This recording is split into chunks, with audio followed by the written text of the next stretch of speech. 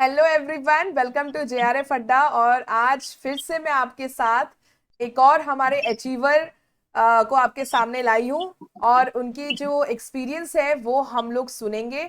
इन्होंने ये है रश्मि गुप्ता, और इन्होंने पहली बार में फर्स्ट अटेम्प्ट में यूजीसी नेट क्लियर कर लिया है। और मैं आपको बता दूं कि ये अभी एमएड कर ही रही हैं। तो हमें बहुत कुछ सीखने को मिलेगा आज के इंटरव्यू में, आई होप। तो वेलकम रश्मि जी, और अपने बारे में आप इंट्रोड्यूस करिए। Thank you so much Rachna ma'am, जो आपने मुझको इस प्लेटफॉर्म पर इनवाइट किया। और मेरा नाम रश्मि है, मैं आगरा से हूँ। और मैंने अपना ग्रेजुएशन और अपनी स्कूलिंग भी आगरा से ही की है। बीएड मैंने दयालबाग एजुकेशनल इंस्टीट्यूट आगरा से किया, डीम्ड यूनिवर्सिटी। और इसके बाद मैं अपना मास्टर्स कर रही हूँ सेंट्रल यूनिवर्सिटी ऑफ हैदराबाद से। Okay okay. तो आपको कैसे, मतलब आपने प्रिपरेशन करने के बारे में कैसे सोचा कि हाँ चलिए, कहीं से आपको पता चला? जब आप यूनिवर्सिटी में गए तब आपको पता चला कि हाँ यूजीसी नेट है? यस मैम, जब मेरा जो एडमिशन हुआ था, पहले मेरा सीयूईटी का एग्जाम हुआ था सितंबर में। फिर नवंबर में मेरा एडमिशन हुआ था। तो जब मैं वहां पे गई तो वहां पे मतलब बहुत ज्यादा ऐसे चार्म रहता था, और सारे प्रोफेसर हमेशा यही बोलते थे कि नेट क्लियर करना है, जेआरएफ करना है। तो वहां से मुझे काफी मिला था कि हाँ मुझको ये करना है। और फिर मतलब ऐसा था भी कि अगर मास्टर्स हम कर रहे हैं तो फिर जो नेट जेआरएफ है वो करना ही करना है। और मेरा शुरुआत से था कि मुझे असिस्टेंट प्रोफेसर बनना है सबसे पहले। तो उसके लिए मुझे पता था कि नेट करना, वहां जाके फिर काफी गाइडेंस मिली। तो जब मैं गई तो सबसे पहले तो मैंने दिसंबर में जाके अपना सिलेबस वगैरह डाउनलोड किया। वो डाउनलोड करने के बाद पेपर वन और पेपर टू दोनों का डाउनलोड किया, क्योंकि मुझे लगता है कि अगर हम किसी भी एग्जाम की प्रिपरेशन करते हैं तो सबसे पहले उसका सिलेबस पता होना बहुत ज्यादा इम्पोर्टेंट है। क्योंकि हमें वही अच्छे तरीके से पढ़ना है, उसके अलावा हमें कुछ पता भी नहीं है। तो पहले पेपर वन और पेपर टू का सिलेबस डाउनलोड किया। पर उस टाइम में उतना पढ़ नहीं पाई, क्योंकि फेब में मेरे सेमेस्टर एग्जाम्स आ गए थे। तो बस वो डाउनलोड करके प्रिंट निकाल के और सिलेबस को अच्छे से 3-4 बार पढ़ के छोड़ दिया। फिर मैंने अपनी जो प्रिपरेशन स्टार्ट की थी वो मैंने मार्च से की थी। हाँ, जब मेरे फर्स्ट सेमेस्टर के एग्जाम हो गए थे, फिर मैं एक बार अपने घर आई, फिर मार्च से मैंने प्रिपरेशन स्टार्ट की। तो सबसे पहले मैम मैंने पेपर टू की प्रिपरेशन स्टार्ट की थी। मेरा सब्जेक्ट एजुकेशन है, तो उसमें टोटल 10 यूनिट थी। तो जो फर्स्ट थर्ड और सिक्स्थ यूनिट थी वो मुझे काफी ज्यादा लेंदी लगी कंपैरेटिवली टू बाकी जो यूनिट्स हैं। हम्म। तो मैंने क्या किया कि बाकी की जो 7 यूनिट्स थी, पहले मैंने उनको अच्छे से कवर किया। वो कवर करने की मेरी स्ट्रेटेजी ये थी कि मैंने जैसे जो भी यूनिट्स थी उनको मैं एक एक करके उठाती थी, उस पूरी यूनिट को अच्छे से पढ़ लिया। उसके जो टॉपिक थे वो मैं यूट्यूब पे फिर सर्च करती थी। और जैसे 2-3 चैनल थे, जैसे एक आपका चैनल था रीडिस्कवर एजुकेशन, एक दो चैनल और थे। तो ऐसे 2-3 चैनल से एक एक टॉपिक को पढ़ के मैंने अपने खुद के शॉर्ट नोट्स बनाए थे। उसके बाद मैंने साथ में ही पीवाईक्यूज भी सॉल्व किए थे। तो क्या है कि पढ़ते पढ़ते आपको आइडिया, मतलब पढ़ने के साथ आप अगर क्वेश्चंस भी सॉल्व कर लो तो आपको पता लग जाता है कि आप कितना अच्छे से कर पा रहे हो या क्वेश्चंस किस टाइप के आ रहे हैं। तो इस तरीके से मैंने अपनी 7 यूनिट्स कंप्लीट की थी। और बाकी की जो 3 यूनिट थी वो मैंने एंड में की थी, क्योंकि कभी कभी क्या होता है कि अगर हम, मतलब मेरा एक्सपीरियंस मैम ये था कि मैंने पहले फर्स्ट यूनिट पढ़ना स्टार्ट किया था। तो मुझे वो इतनी ज्यादा बड़ी लगी थी, इतनी ज्यादा बड़ी लगी थी, मुझे लगा था मुझसे सच में नहीं हो पाएगा, मेरे बस का नहीं है नेटवर्क। तो मैंने एक हफ्ते तो पूरी पढ़ाई छोड़ दी। फिर मैंने सोचा कि नहीं, दोबारा स्टार्ट करना चाहिए। तो फिर मैंने सोचा कि मुझे ये 3 यूनिट को बाद में हाथ लगाना है, पहले बाकी 7 यूनिट्स कंप्लीट करनी है। तो वो यूनिट्स मैंने टॉपिक वाइज यूट्यूब से कंप्लीट की। कि मुझको ऐसा लगता है अगर हम एक ही चैनल से करते हैं तो कुछ कुछ चीजें जैसे थोड़ी थोड़ी मिस हो जाती हैं।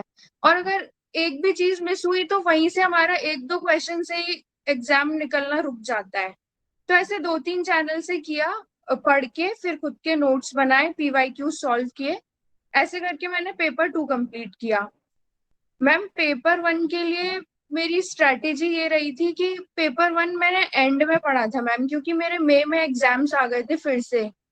तो मेरे को इतना टाइम नहीं मिला। एक बार 22 मेरे को एग्जाम कंप्लीट हुए तो मैंने पेपर 1 स्टार्ट किया। हाँ। मैम पेपर 1 में मैंने इंडियन लॉजिक आपसे पूरा कंप्लीट किया था। आपके जो भी यूट्यूब पे वीडियोस हैं वहां से मैंने पेपर 1 का इंडियन लॉजिक कंप्लीट किया। ICT and communication Aditi ma'am से पढ़ा, वो भी यूट्यूब से ही पढ़ा था। और इसके अलावा मैम DIRC इन दोनों का मैंने खुद से ही प्रैक्टिस किया था। अच्छा। क्योंकि मुझे ऐसा लगता है कि इनको हम कितना भी मतलब देख लें, जब तक प्रैक्टिस नहीं करेंगे काम नहीं बिल्कुल चलेगा। बिल्कुल सही बोला है। तो रश्मि, मुझे ऐसा लग रहा है कि तुम्हारा JRF सिर्फ पेपर 1 के कारण रह गया क्या? मैम मेरे पेपर 1 में 60 मार्क्स हैं। अरे तो बहुत बढ़िया है। अच्छा, मतलब फिर थोड़ा पेपर 2 में और पुशअप चाहिए। थोड़ा ओके। पेपर 2 में मैम और अच्छा इम्प्रूव हो सकता था, लेकिन इतना टाइम नहीं मिला क्योंकि इन्हीं सिक्स नहीं नहीं, मंथ्स में बहुत मेरे 2 सेमेस्टर भी बहुत बड़ी कंप्लीट हुए। बात है, बहुत बड़ी बात है रश्मि। एमएड करते हुए ही तुम निकाल रही हो नेट, अब तो तुम्हारा JRF भी निकल ही जाएगा दिसंबर में। अच्छा ये बताओ, तो तुमने कैसे सोचा कि JRF अड्डा को ज्वाइन करना है या इसका पेड बैच लेना है? मैम मैंने इसलिए सोचा था क्योंकि जब मेरा ये एग्जाम आने वाला था तो मुझे याद है कि एग्जाम से 15 डेज पहले जब एग्जाम की डेट आ गई थी तो मैंने आपके जो मैराथन सेशंस हैं पेपर 2 के लिए वो मैंने देखे थे, जहाँ आपने PYQs भी सॉल्व करवाए थे और साथ में जो कॉन्सेप्ट्स है वो भी क्लियर करवाए थे, तो वो मैंने सारे देखे थे। एंड वाले जो एक हफ्ते के थे वो लाइव देखे थे, उससे पहले वाले रिकॉर्डेड देखे थे। तो वहां से मुझे बहुत अच्छा लगा कि मतलब आप जिस तरीके से समझाते हो और जो आपके शॉर्ट ट्रिक्स होते हैं चीजों को समझाने के, तो वो मुझे बहुत अच्छा लगा था। और दूसरा मेरे को पेपर 1 के जो यहाँ पे JRF अड्डा पे जितने भी एजुकेटर्स हैं, जैसे आप इंडियन लॉजिक पढ़ा रहे हो और शिव सर है वो people development environment and higher education, Aditi और आयुषी मैम, तो इनका मुझे पेपर 1 बहुत अच्छा लगा था कंटेंट, और पेपर 2 मुझे आपका बहुत अच्छा लगा था पढ़ाना। तो फिर मुझे लगा कि शायद मेरा इस बार नहीं हो पाएगा, इसलिए मैं अब अच्छे से पेड बैच लेती हूँ और अच्छे से पढ़ाई करती हूँ, क्योंकि अभी मेरे पास टाइम है और अब मेरा नेक्स्ट एग्जाम दिसंबर में है, कॉलेज का भी और नेट भी। तो मेरे पास टाइम था, तो मुझे ये था कि मुझे JRF अड्डा से ही लेना है। हाँ, और रश्मि तुम रियली में बहुत रेगुलर स्टूडेंट हो, और मुझे पूरी उम्मीद है कि इस बार तुम JRF निकालोगी।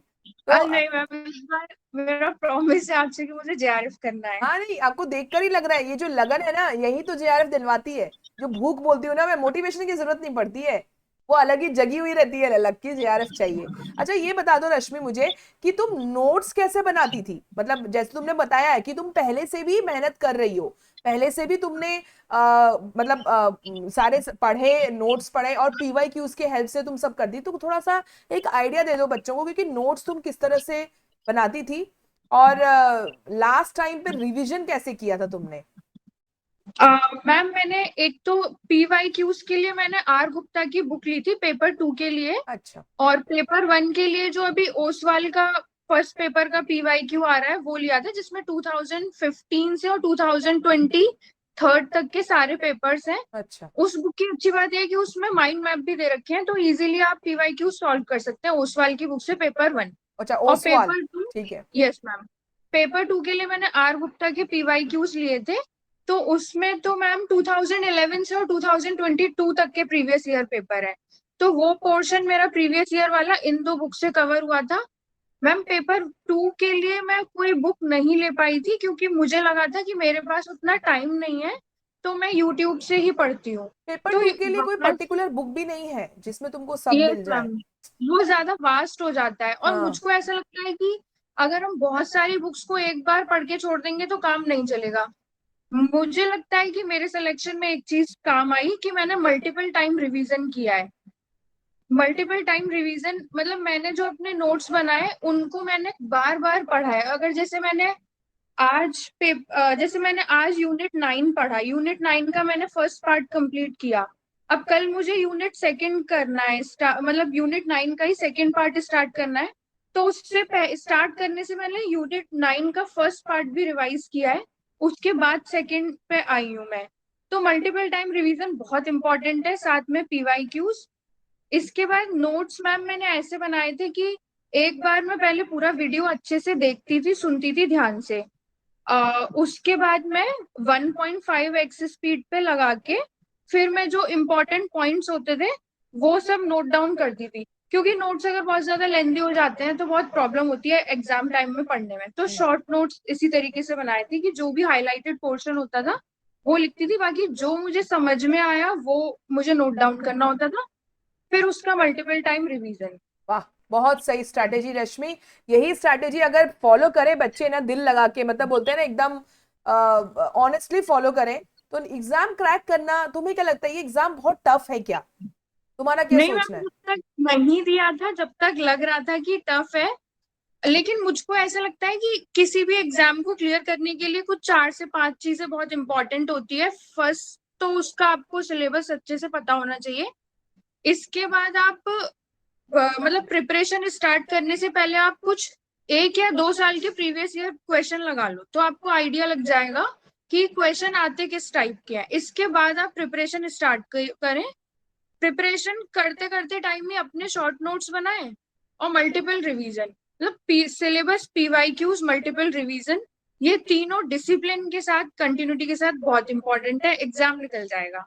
Thank you so much रश्मि, बहुत अच्छी चीज तुमने बताई है। अच्छा, अब मुझे ये बताओ कि फ्यूचर में क्या सोचा है, मतलब क्या है मैम अभी तुम्हारा? मेरा एक ही गोल है कि मुझे दिसंबर में जेआरएफ करना है, वो हो जाए इसके बाद मुझे इंटरव्यू वगैरह की प्रिपरेशन करनी है और पीएचडी में एडमिशन लेना है मई में। मतलब मई में मेरा कोर्स भी कंप्लीट हो जाएगा, तो मुझे पीएचडी में एडमिशन लेना है। वाह मतलब रश्मि, मेरा है कि मुझे प्रोफेसर ही बनना है। वाह रश्मि, गोल एकदम फिक्स्ड है और मुझे पूरा श्योर हूं मैं कि तुम वो बिल्कुल पा जाओगी तुम। चलो थैंक यू रश्मि, सो तुमसे मच बात करके मैम। बहुत अच्छा लगा, एंड आई होप कि बच्चों को भी तुमसे ना बहुत कुछ सीखने को मिला होगा, क्योंकि कुछ बच्चे ऐसे हैं जो 2-3 मार्क्स से जेआरएफ उनका रह गया यस मैम। है ना, बहुत सारे हैं, नेट भी रह गया है उनका। तो तुमको तुम्हारे इससे ना बहुत जो तुमने टिप्स दिए हैं उससे बहुत लोगों को कुछ बहुत कुछ सीखने को मिलेगा, और हो सकता है कंसिस्टेंट भी हो जाए वो तुम्हारी बातें सुन के। हाँ तो मैम, मतलब कंसिस्टेंसी और डिसिप्लिन बहुत इंपॉर्टेंट है। मतलब कभी कभी मुझको ऐसा लगता है आपकी इंटेलिजेंसी उतना काम नहीं आती है जितना आपकी कंसिस्टेंसी और डिसिप्लिन काम आता है। बिल्कुल बिल्कुल, और ये सिर्फ यूजीसी नेट के लिए नहीं, मुझे तो लगता है सारे एग्जाम्स के हर लिए। एग्जाम के लिए, हर एग्जाम के लिए मैम। ठीक है, thank you so much Rashmi, thank you so much. और इसी तरह से लगे रहो तुम तो पढ़ाई में, साथ में हैं यस ही हम मैम। लोग, तो क्रैक करेंगे जेआरएफ, है ना? ठीक है, thank okay, you so much ma'am. Welcome.